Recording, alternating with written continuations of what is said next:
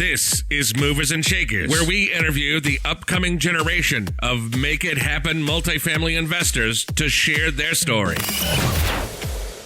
Welcome to the Movers and Shakers podcast. My name is Gino Barbaro, co-founder of Jake Gino, multifamily investor, educator, father, mentor, and I'm joined by my co-host, my brosif, who's looking extra good today, Josh Rusin, the community director of Jake Gino. Josh, how are you today, Josh? Gino, doing well. Super excited for today's show and just super excited about everything we got going. Actually, we have our annual event, Multifamily Mastery Live, coming up here really soon, October 19th and 20th. We're bringing the pain with some big name guests. Going to be a tremendous amount of value and networking. Gino, what are you excited about today? I am excited about today's guest because I met today's guest around 2 years ago. Driving through traffic took me 2.5 hours to get to where I was going. And I'm glad I got there because you're never too old to shed those limiting beliefs. And I think today's guest is the epitome of that. And I think he's excelled, and it's amazing how much he's accomplished in the last year. So I am really excited to dive into that. I'm excited that it's September in Florida and it's 85 degrees. The weather's beautiful down here, and I'm just excited to be on this podcast, Josh. Awesome. Speaking of today's guest, we have Mark Langdon. So Mark's from Whippany, New Jersey, and he has been investing in residential real estate since 1991. He continues to work full-time as a project manager / chemical engineer, performing project execution of engineering, procurement, and construction projects in the pharmaceutical, chemical, and food industries, and is licensed as a professional engineer. He has a fix and flip business as well, Langdon Properties LLC, which he focused on buying distressed properties, renovating the properties, and then reselling them. He has completed 12 fix and flips and quickly found out that the fix and flips are the same as his W-2 job. In October of 2018, he transitioned to multifamily. Previous to that, he had 10 units. Since diving into multifamily last year, he's closed on a 21 unit in Greensboro, North Carolina, an 18 unit in Alabama, a 32 unit in Hickory, North Carolina, a 48 unit in Louisville, Kentucky, a 107 unit in Louisville, Kentucky, and recently a 62 unit in Morgantown, West Virginia. And also he's under contract on 210 units in Birmingham, Alabama, which is scheduled to close next month. Welcome to the show, Mark. Oh, great. Thank you so much, guys. I'm grateful and honored to be here today. Thank you. You know, Mark, you off the line before we were connecting, you're kind of diving into how you met Gino and attending our event and sort of the change that instilled within you. Will you share the story with the listeners for us? Sure, absolutely. So I first met, as Gino mentioned in the earlier part, that about 2 years ago at a local meetup group. I came and I wanted to meet Gino. I said, I wanted to introduce myself and where I was at, and I was thinking about multifamily. And right away, Gino pegged me as I'm a guy. So you probably heard on other podcasts, I'm going to do this and I'm going to do that, and so on and so forth. So, and he hit it right on the nose, because my previous earlier years, I did everything. I fixed the places up. I bought them. I managed them. I did everything. And of course, he went through and said, Mark, you got to go ahead. You got to get away from this. You can't do it all. You got to delegate, and so on and so forth. And then went to your event last year, met so many nice people, and I met a lot of people from your teams. And I'm in a weekly meetup group that's part of your coaching team, where there's lots of folks that are in it. And it just kept evolving with everyone I knew. Well, yeah, I'm with Jake and Gino. I'm being mentored. I'm being coached.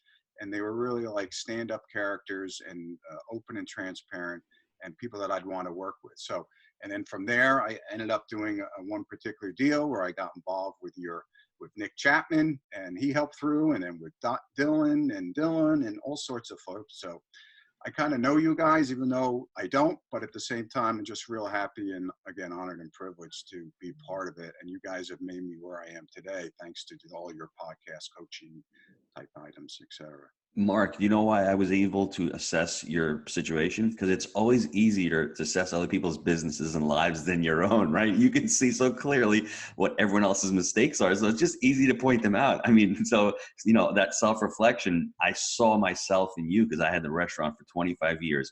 I'm a wash the dishes. I'm a plant the basil. I'm a clean the shrimp.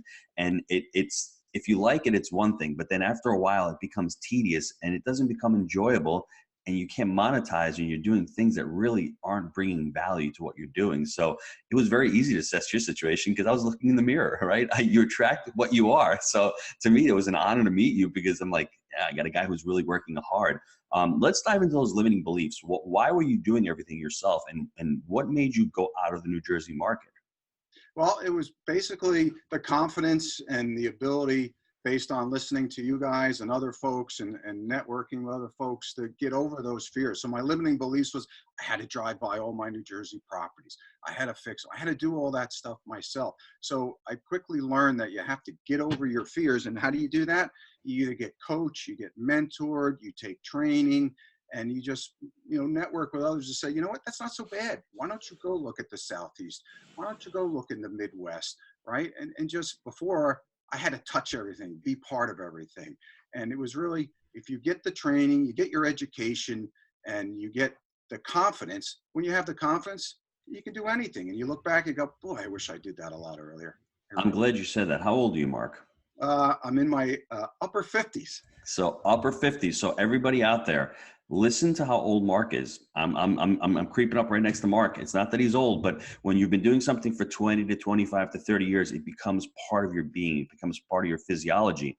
And how do you get out of that? You get out of that by surrounding yourself with like-minded people where you want to go. And it's important to go to these live events. It's important to go to these meetups. I'm going to give a shout out to Jason Yarusi. He puts a great meetup in New Jersey, and that's where I met Mark. And I met a lot of Jake and Gino students there and a lot of people who want to do multifamily. And what do they all have in common? They can't invest in the New Jersey market. So Mark, why can't you invest in New Jersey? Why do you think it's not where you should be and why you should be in the Southeast? Well, it's got very high property taxes. It's very tenant friendly, not landlord friendly. The numbers just work so much better in the Southeast or in the Midwest. And it's just easier to do business, right? You don't have the same issues as much with building departments and town officials. It's just, and that's why I guess a lot of corporate goes down those areas, because it's just easier to get things done. And obviously the numbers are much better, right? I mean, property taxes on some of my New Jersey properties are 2, 3, 4 times as high as other places. It's just insane. And why just give all that money to property taxes and instead get better results and better returns and just go out of state. So I'm done with New Jersey. I feel the pain. Like, Josh, I'm telling you, I'm talking to myself in the mirror. I'm done with New York. So I resonate with that. Mark, what is your feelings towards real estate now that you're investing this type of fashion as opposed to having to do everything years ago? What has happened? Oh, it's so much better. It's so much easier. I was big on the rentals earlier stages, doing it all myself. I'd work all day. I'd have dinner with my family and then I'd go, see ya. I got to go pick up the hammer and fix this or go talk to this tenant and all this other stuff. And once I got over my fears to go out of state and do multifamily, right now I get on a weekly conference call with my property manager. And that's it, right? You speak for a half hour, how's the property going, things and that. It's just so much easier, so much better. And all them doing I don't want to say the work for you, but you're just using your expertise and what you've learned to then manage them versus me doing it all myself. So it's tremendous different. You've got to go switch from your single families or small multis to the larger multi. You'll thank yourself 10 times over. Mark, do you think when I owned property in New York, my problem was I really couldn't hire property management in New York. The numbers for me didn't make sense because of the insurance, because of the property taxes, because of the labor and all that. And I tried to get property management, even for a mixed use building that was 20,000 square feet. Was that the issue for you? I mean, if you could hire the property management, you could possibly scale in New Jersey. Was that one of the things that was holding you back from staying in New Jersey? It was. I tried to find, I have single families and some small 1 to 2s, 1 to 4s, and nobody really wants to deal with that stuff here in New Jersey. And any property manager, right? They prefer larger places and things like that, like most people know. So it was hard to get someone. And if you did get somebody, they really wouldn't look at the property as intently as you do. Of course, no one does, right? But still, it just was hard to find and it was pricey. And it just didn't make sense. It's so much better going with a professional property management firm that handles 50, 100 units, things of that sort. And it will make your life much easier. And they're much more professional. It's not a realtor who on the side, oh yeah, I'll look at your two-family for you, something like that. Who really doesn't and doesn't have the expertise or the systems in place? Before we dive into the first deal, because I want to talk about your mindset, because mindset has a lot to do with this, because obviously you have the net worth, you have the experience. How would you tell the listeners, give them a little bit of a framework of how to actually get out of that mindset and leave in New York, New Jersey, or California and venture into other areas? What would you tell them, steps that they need to take to do that?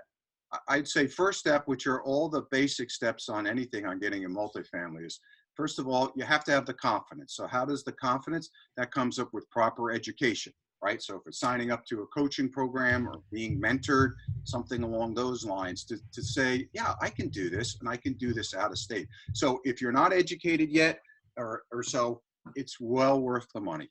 You need to go ahead and get yourself comfortable, because once you do that and you listen to everybody else doing it, you go and say, oh, that's not so bad. If he can do it, I can do it, right? I'm just a regular guy. So when I say, hey, if Bill could do it, or Sam could do it, or Terry can do it, that gives you the confidence to then go out. So make sure you're educated. Make sure you get somebody to help you. Don't reinvent the wheel. Find somebody. Partner. It's okay not to know everything, and don't let that stop you.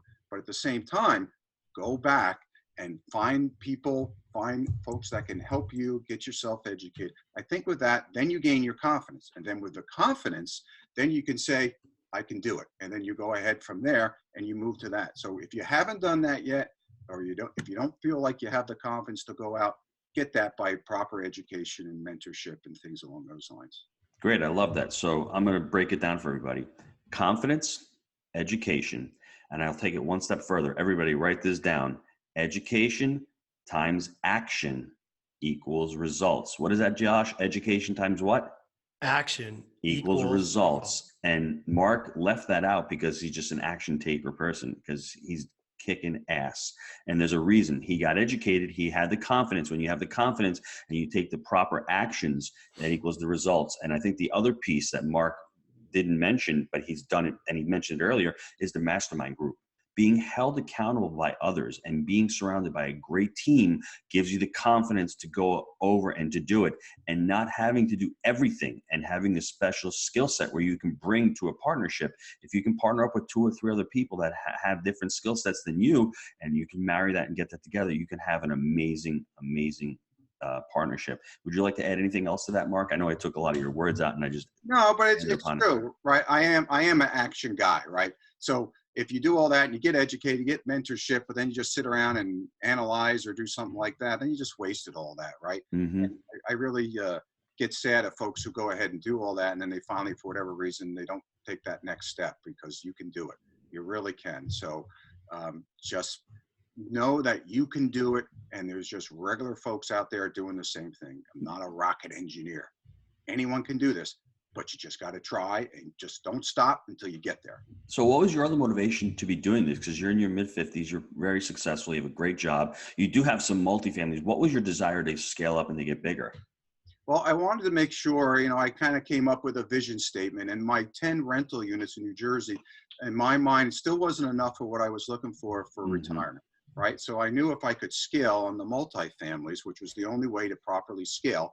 I'm not going to get 100 single family units or something like that. It's way too much work, as everyone knows.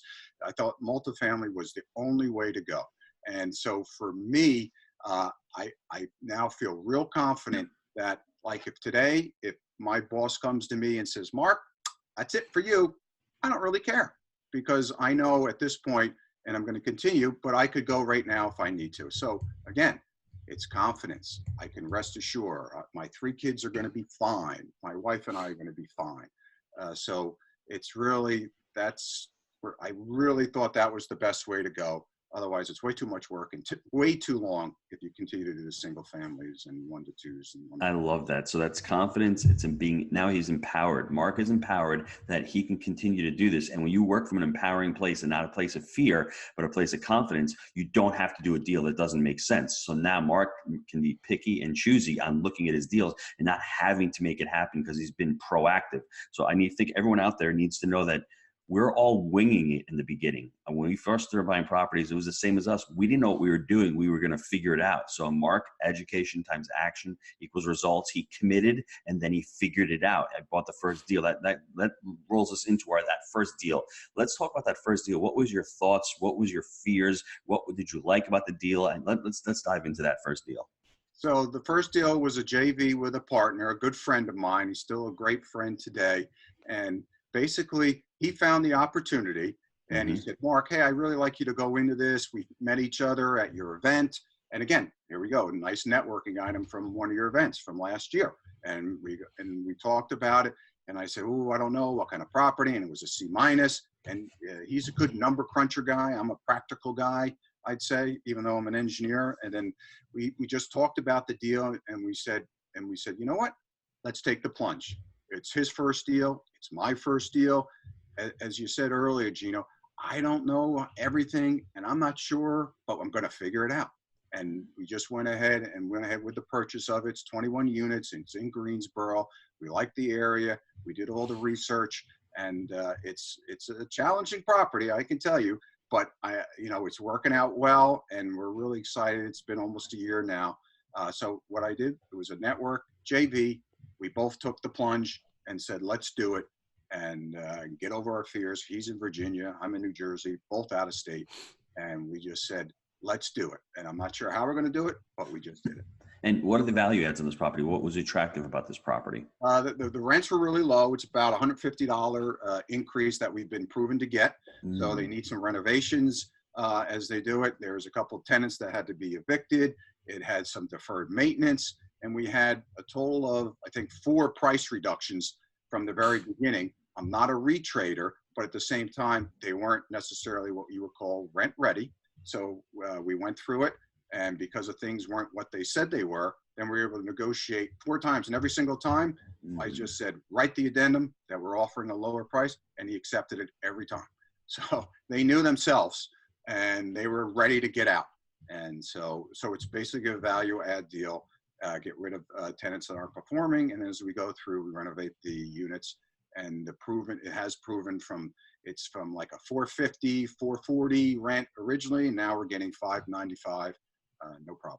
So everyone, pen and paper again. This is really important. Mark is not a retrader. He's not asking for money to rip out kitchen cabinets. He's asking for money because the rents and the net operating income was less than what they talked about, and the expenses were lower than what they talked about. So you can retrade. And the great thing about it is, don't be afraid to ask, because the worst thing they can say is no, and the deal doesn't go through. And how many times, Mark? 4 times? I think it was at least 3, maybe 4. And they agreed every single time because they knew, and it was time to unload. So, and that's how you negotiate, because you're not being unfair. My tip to everybody would be, what can we do to get this across the finish line? And that's what I would say every time I'd ask for a retrade, or not a retrade, but a price reduction, because I want to work with the other side to get this done, but it's not working with my numbers. And honestly, you can do what they call an accusation audit by you saying to them, you've got to tell me everything bad here. So if the sellers had done it from the very beginning, we wouldn't have to do 3 reductions. If you told me from the beginning, it would have been a lot easier. But they lose face because every time the numbers are wrong or something else. And they know they've got a qualified buyer, someone who's motivated to buy. And I'm assuming Mark knew they were motivated to sell. So you put those 2 together, and you have people who are objective, and you're just laying out the facts. That's what happens, correct, Mark? Yes, absolutely. They knew, and it wasn't rent ready. You have to be rent. I'm not a retrader. Believe me, all the other properties I haven't retraded. Right? It's just, this is what it's supposed to be. You told us it was this. It wasn't this after inspection. So unfortunately, I have to ask for a reduction, and they agreed every time. I love that. Don't be afraid. This one quick question before we go to the short answers. What have you learned through your last year, 18 months of getting into multifamily that you didn't know before? I'll give you an example. A lot of students come in and say, I didn't know that I could raise money for somebody else's deal to get into multifamily, or I didn't know that I could partner with somebody, or I didn't know that I could, do boots on the ground, or I didn't know I could get an acquisition fee and roll that into my deal to get into multifamily. Well, give me a couple of tips for students, because you don't know what you don't know. That's the problem when you start a new venture. What did you really learn? A couple of really golden nuggets that you didn't know before you started your journey into multifamily outside your market. I would say the power in partnering, right? All these different deals that I've been doing, they were all with different partners, right? So without that partnership, back to the IMA, well, I'm going to do this and I'm going to do that, right? You can't. You just can't. It's dumb. It's not the right way to do. I've met so many nice people and so many great folks that I didn't realize, oh, I could probably do it on my own. I don't need anybody, right? I can wing this. No, if I didn't have all that other expertise that everyone brings to the table, expertise from your guys' team, expertise from other partners, it's just unbelievable, because I would have just fallen on my face in areas I would have never thought of. But somebody else says, oh, Mark, you got to make sure you do that. I'm like, oh, that's good. You're right. I forgot. That's a good thing. And you just keep building it, and you just pulling off ideas and everything else among each other. So I can't overemphasize, build that network, get that team, get those partners, and just keep reaching out and going to events and network. I just never realized how powerful that really was in partnering, versus my old days of just doing single families and 1 to 2 units. So that'd probably be, I would say, the biggest out of everything, just the power of partnering. I love that. Let's take a quick break to hear from our sponsors. Gino, I know a lot of our listeners are wanting to take their multifamily investing business to the next level. I know that you've been hard at work helping Jake and Gino students do just that using our framework. Can you explain to the listeners how they can get our help? Guys, we've been hard at work growing our community of like-minded investors, and the results of our members has been nothing short of incredible. We're looking to grow this amazing group. What we're looking for is those who want to follow our proprietary framework that we've created: buy right, manage right, and finance right. Leverage our connections, education, and mentorship as ways to take your business to the next level. So if you're interested in finding out more about how you can become a part of our amazing community, apply to work with us at jakeandgino.com/apply. Okay, Mark, I got some short answer questions for you here. What's your favorite book and why? Well, it's always the Purple Book, like everybody else, Rich Dad, Poor Dad, because that changed my whole mindset. But at the same time, right, I've been doing a lot of JV, so I'm reading right now Matt Faircloth, who I met at another meetup, same thing as we talked about earlier. It was my birthday, same as his birthday. He gave me a free book, Raising Private Capital. And I need to move into the syndication phase, so it's a great book. It's a Bigger Pockets related book. So I'm reading that in addition to Hal Elrod's The Miracle Equation. I think if you're a Hal Elrod guy, you'd like that book also. So those are the two that I'm in the middle of, but it's always the Purple Book that changed everything. Nice. What about your best habit for success? Well, it's similar to mostly everything else. I get up early. I'm up at 5:30 every day and try and get things done. It's coming over and understanding, I don't know how I'm going to get there, but don't worry about it. You'll figure it out.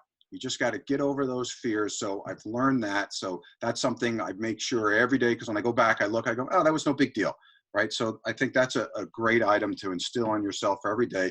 Block out time, do your networking, call brokers, all the usual items. But I would say, and of course, the physical fitness. I try and work really hard to keep myself thin, and it just helps your mindset. So get that right mindset. I can't overemphasize that, to do things. I like that. I like to compare entrepreneurship to jumping out of a plane and building a parachute on the way down, right? No one has it all figured out, but you make it happen. You make it happen. MIH. MIH. All right. So some really good golden nuggets on this one I was able to take away. So 1, scale up, just do it. Take the leap from single family to multifamily, build yourself a business, not another job. 2, get educated. This education is going to be key. It's going to instill the ability and confidence for you to take action. When you see a clear path to achieve your goals, you're going to have much more certainty and you're going to execute at a much higher level. And then also be around like-minded individuals, the power of partnerships. I mean, look at what Mark was able to do from 1991 to October of 2018, 10 rentals. From October of last year to now, I mean, he's absolutely crushing it. And then, Gino, what other takeaways do you have from this one for the listeners? I think a couple. I think everyone needs to get clarity on their own personal situation. Multifamily may not be for you, right? You just may not get over that hump. Go seek a life coach. because we all have limiting beliefs. And everyone says, I can't invest out of my market. I was guilty of that until I tried it, and it's not as painful. I found a partner like Mark did. So my journey with Mark's is very similar. You need to have clarity. Once you have clarity, you can start taking steps. Is it education? Do you want to do single families? There's nothing wrong with single families, but just be clear on that, clear on why you're doing something. And Mark was very clear on why he wanted that stability and he wanted that empowering.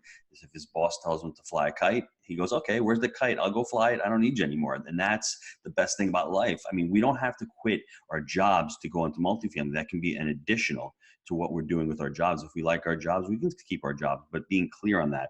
And I think, like Josh said, we don't have to reinvent. We're all winging it out there. We're all figuring it out, commit, and then figure it out. I like that. Mark, anything we missed? Now you guys captured it. I'm just, again, honored and grateful to be here and part of with you guys today, and just loving life and just going to keep going. I just got to figure out, when do I stop? And so I'm going to have to figure that one out. Well, when you stop when, that's a good question. 'Cause I'm trying to think of that myself. I see we're very similar people. So right. I you know how I stopped? I stopped and I created Jake and Gino. So my retirement was going to come down to Florida, hang out on the beach. That lasted about 52 minutes. Then my wife is like, I thought we were going to move down here and we're just going to hang out and just enjoy. I'm like, yes, that gets so boring and so lame, and it's like you have to create something else. So I can see Mark creating a meetup, his own meetup. I can see Mark creating a little podcast, a little YouTube channel, and doing that with his and starting his own little multifaceted, and then really enjoying it, really helping others. Because then ultimately, Mark, what really becomes awesome in life is when you can give back and when you can help others, and that is a really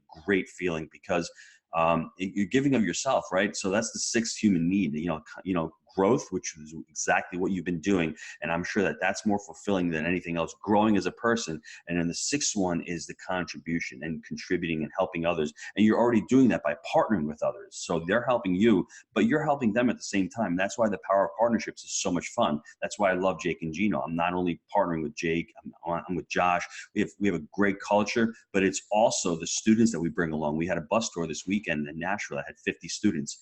They're like my family. I love them all. I want them all to succeed. And it's a great feeling. And when you can do that and you can marry that with multifamily and create other businesses, and all of a sudden you're making money that you didn't think you would by helping others, best thing in the world. Absolutely. I'm looking forward to that next stage, giving back, mentoring, helping coach, things like that. So definitely that's what I'm starting to think about, because I don't want to say it's time yet, but it's getting soon. And I want to leave legacy for others and help someone out. Someone helped me, so I want to get back and be able to help. That's awesome. Mark, how can the listeners get a hold of you? Well, they can easily just call me. I pick up the phone. I'm a phone guy, and it's at 973-464-3839, or they can reach me on my email, which is mark@langdonproperties.net. Awesome. Awesome. Mark, I want to thank you for being an amazing guest on the show and sharing your movers and shakers story. Guys, if you want to be the next movers and shakers guest, email me at josh@jakeandgino.com. Now, if you like the show, please leave us a review. And until next time, let's make it a movers and shakers week. See ya, everybody. Take care, everybody. Thanks, Mark. Thank you.